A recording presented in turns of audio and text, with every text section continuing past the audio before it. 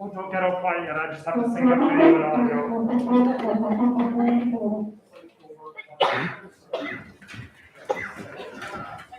No, just that.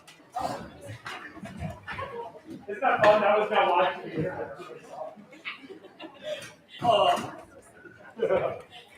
Okay, just gonna say, because we're also, in case something goes wonky with the live stream, we're also running a backup audio recorder. So I just need to awkwardly clap at nothing so that if I have to go use that audio, I can link it up to the video. So you're learning something today. This is why in movies they have that little clacker. It's to line up audio and video, like I might have to do if something goes wrong. That was a bad one. I'm gonna do that again.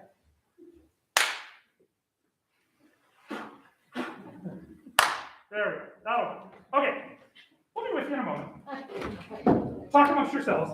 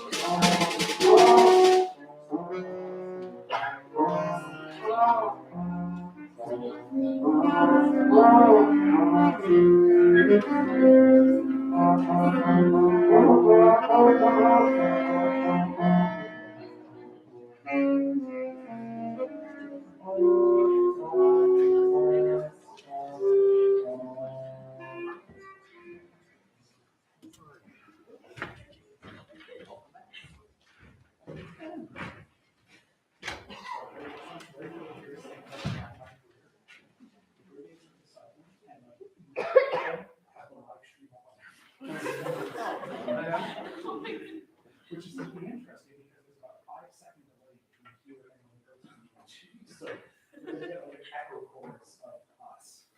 Okay, give me your last note and the rest are take that off if you want to. Your last note and oh, this is going to be fun.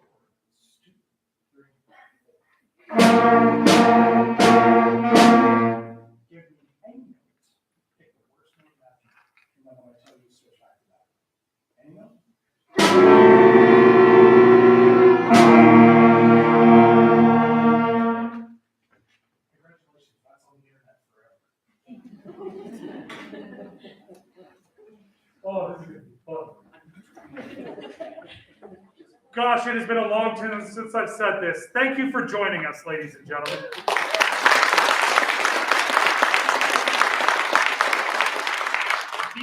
The last time that any band at Crescent Heights played for a live audience was March 11th, 2020. That was when the bands performed for the Rotary Music Festival here at the school. We had an adjudicator come and work with us.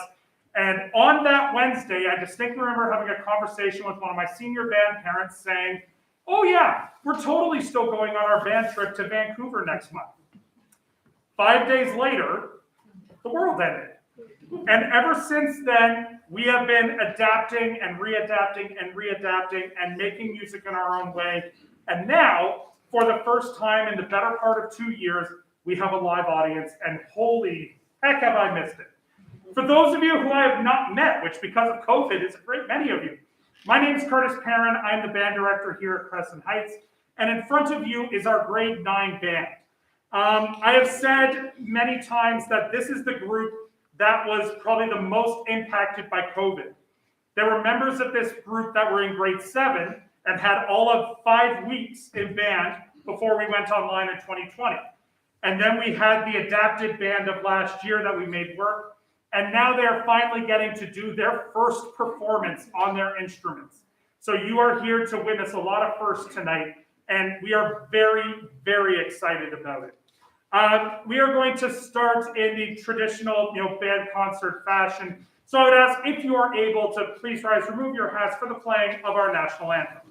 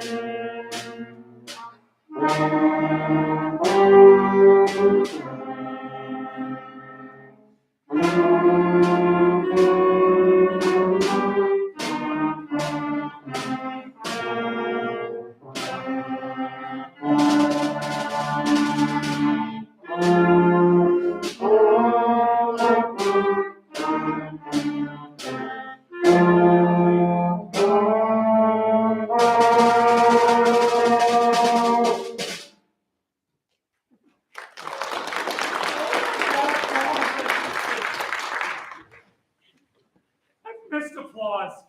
Oh my goodness. So one of the things that I wanted to do this year, because there were members of the band that started prepping for a recorded concert that we wound up not being able to make happen. And so I took some of those pieces that we had done and spread them between the grade 9 and the grade 8 bands. So, and then some of them are new pieces, some of them are old, and then the combined pieces that you're going to hear tonight are both, reflective of the season. So the second piece that the grade 9s are going to play before we do a little, instrument swap is a piece that is a holdover from last year that we never got a chance to perform. This is one of those pieces that I love doing with beginner bands because it's just big, angry, aggressive, and basically everything middle school students can be sometimes. This is Dragonfire.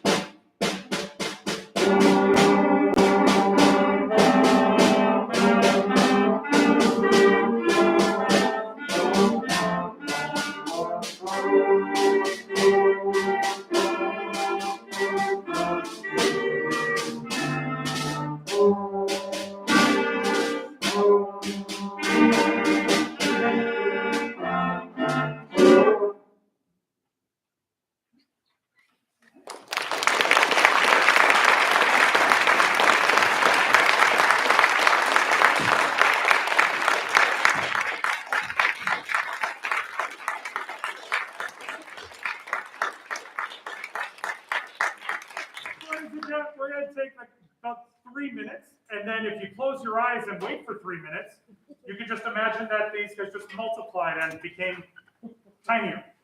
And in about 3 minutes, we'll be back with our grade 8 band. We'll be right back with you. Lexi, you can come back.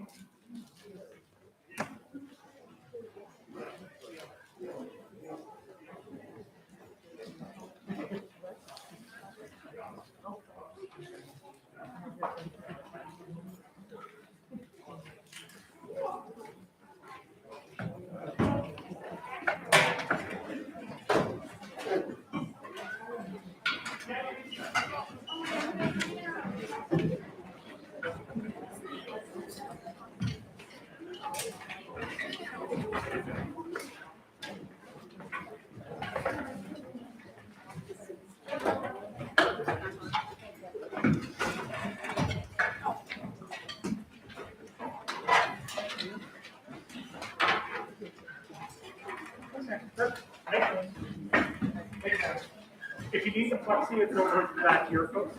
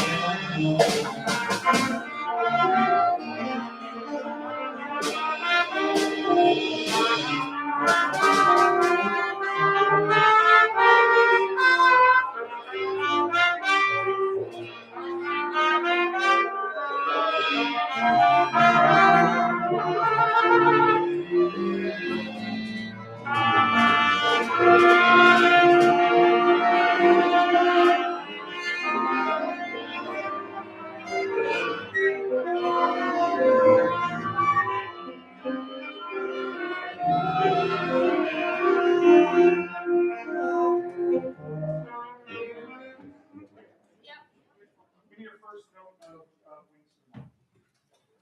First note.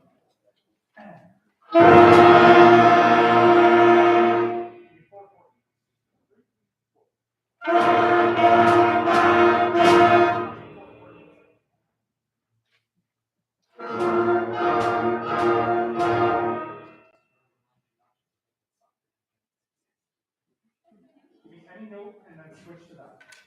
Any note?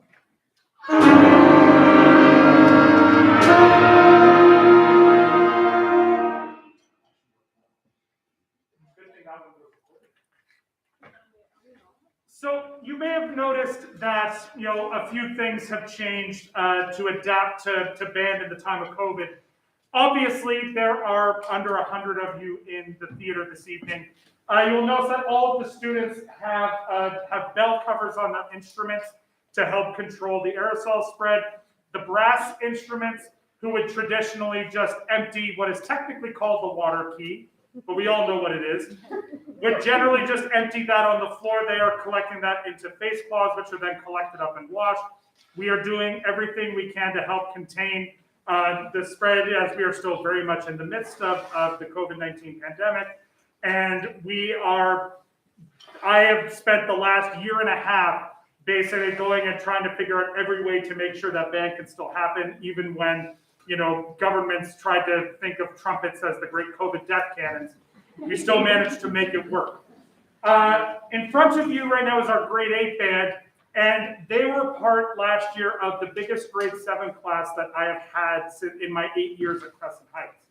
And it was great for me to see that, this many students, came back and wanted to continue on with band into grade 8. And we are having a lot of fun making some music together. Our first piece that we are going to play is by a great American composer, Brian Balmages. And he wrote this piece based on a quote by Plato. And the quote says, "Music is a moral law. It gives soul to the universe, wings to the mind, flight to the imagination, and charm to life and to everything." And I cannot think of a better way to describe music in words than that. And so this is Mr. Balmages' interpretation of that statement. This is Wings to the Mind.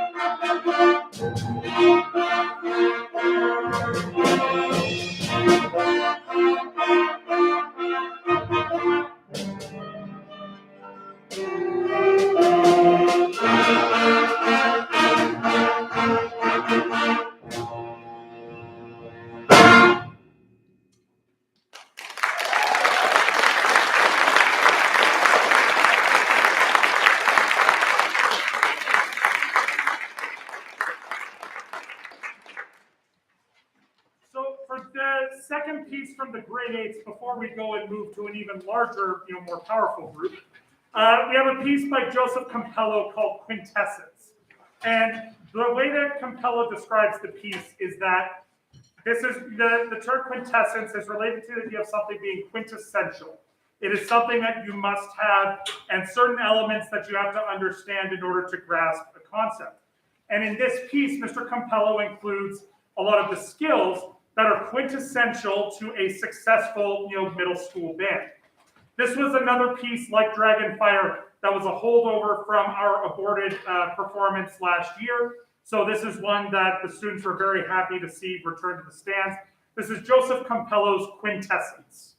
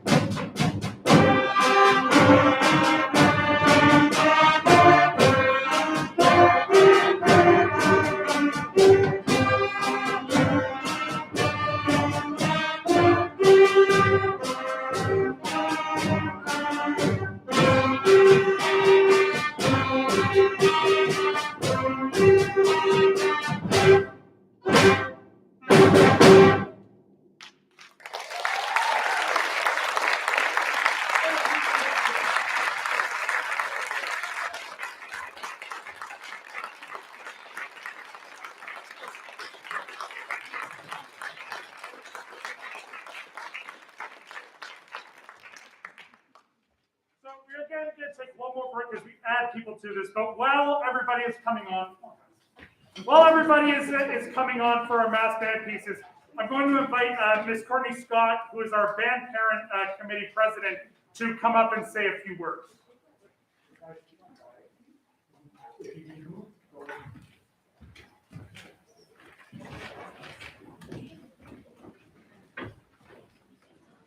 All right, as the president of our band parent committee, I just wanted to say a really big thank you. Thank you to the family, to the friends who have come tonight and who kind of persevered through these past quite a long time to get here. And a big thank you to Mr. Perrin. The amount of conversations I've had with him since the concert, the tour, everything's still happening for me. Since then, it's been a lot of conversations, a lot of work, and I'm just so thankful for his persistence, his advocacy for the program. Even when so many of the exciting things still couldn't happen, his real perseverance to continue going, to try to make band work in any way, shape, or form for our students, we are just so very thankful for.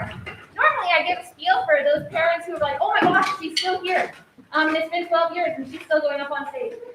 So normally you get the whole big spiel about the fundraising and the trip. You don't have to worry about that tonight. Tonight really is just about thank you. And if you are not connected to our blog, and you would like to, please come and see me and I'll make sure you have the info. The info is on the back of your brochure about your program. And it really is the best way to get the most information, especially as we are able to fundraise again. But even such things as when the concert is, when your child's uniform is needing to get paid for, all of those lovely things. That way you hear it directly from the blog and you don't have to worry about a lovely form coming home and being crumpled up and stuck in the bottom of the school bag. You will definitely have all the information you need. The last thing I kind of just want to say is a big thank you to our students. It's been quite a couple of years, and the fact that we have such a huge band this size that is able to play together is pretty awesome. And I'm very excited, and it really makes me really get into the Christmas spirit now. So a big thank you to you guys too for sticking with it.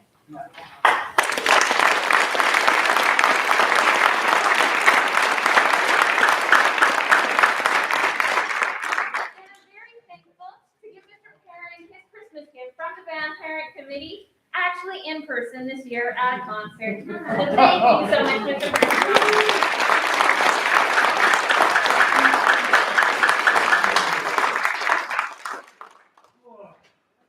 All right.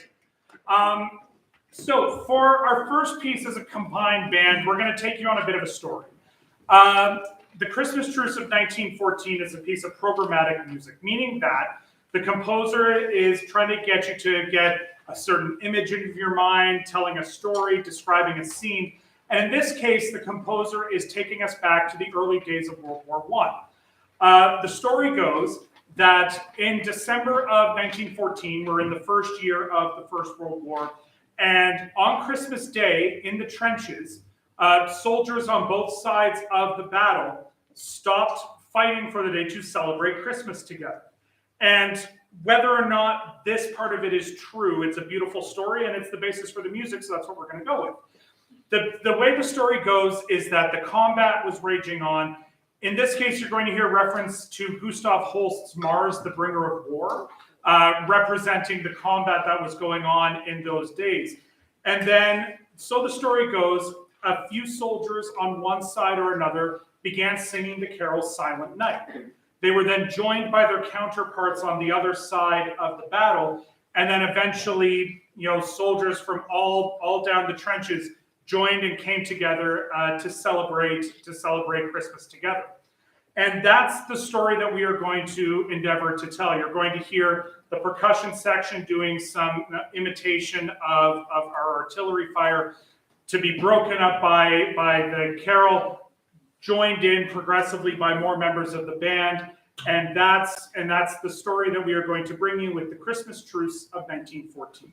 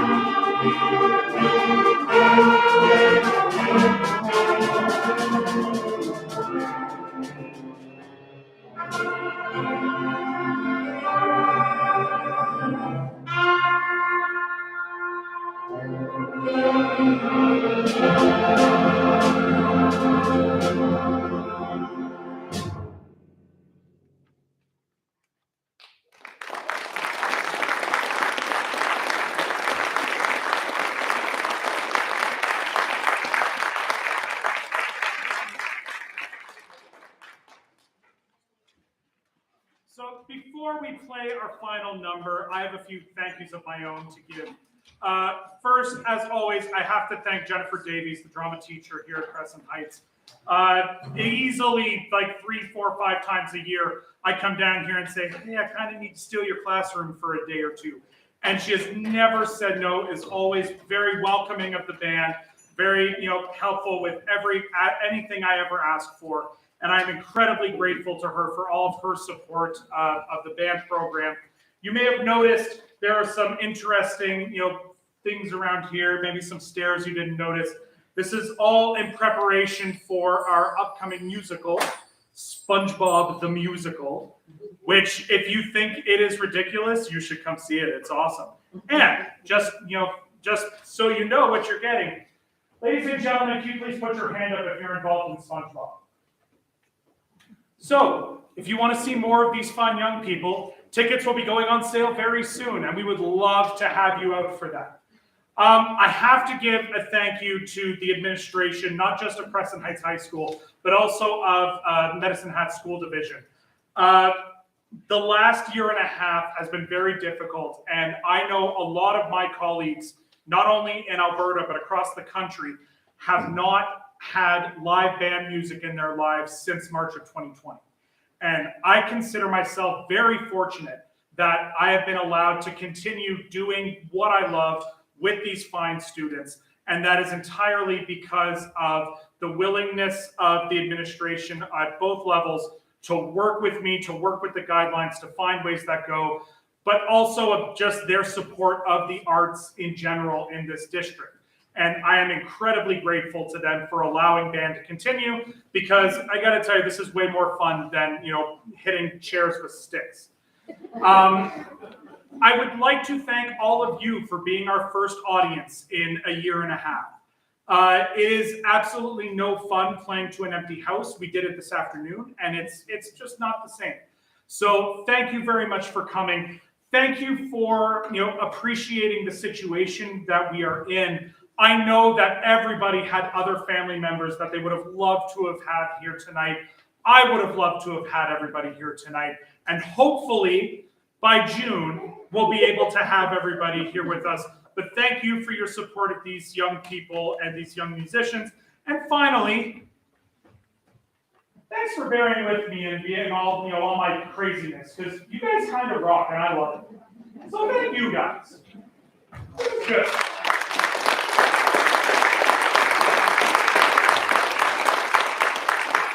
So for our final number of the evening, I promise you we are not the ones who brought it upon us. This is a piece by one of my favorite band composers, Robert Buckley, who's based out of Vancouver. And this is just his take on a combination of an original melody that he wrote entitled Snow, combined with a traditional Japanese folk melody called Yuki.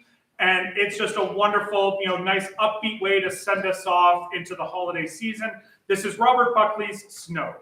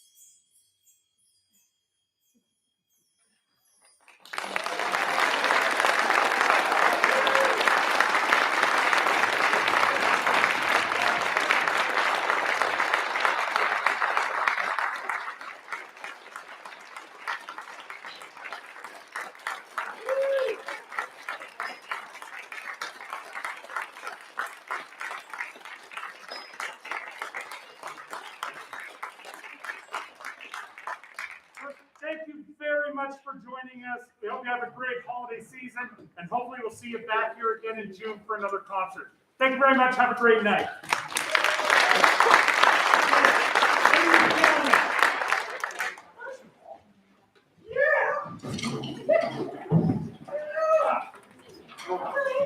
Second.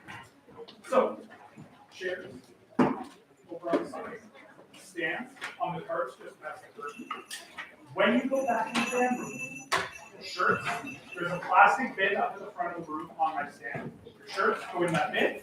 Then in the side room, there is a nice, very beautifully decorated sugar cookie for you. and subdued there. So, but your shirt comes back to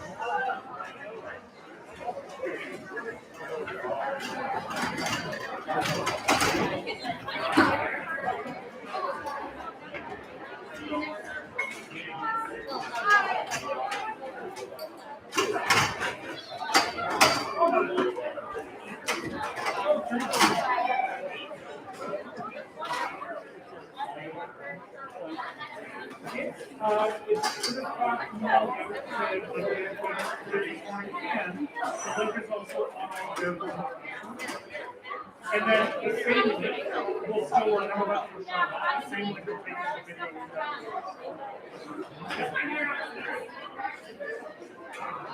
Probably gonna turn that off. The internet is seeing us pack up.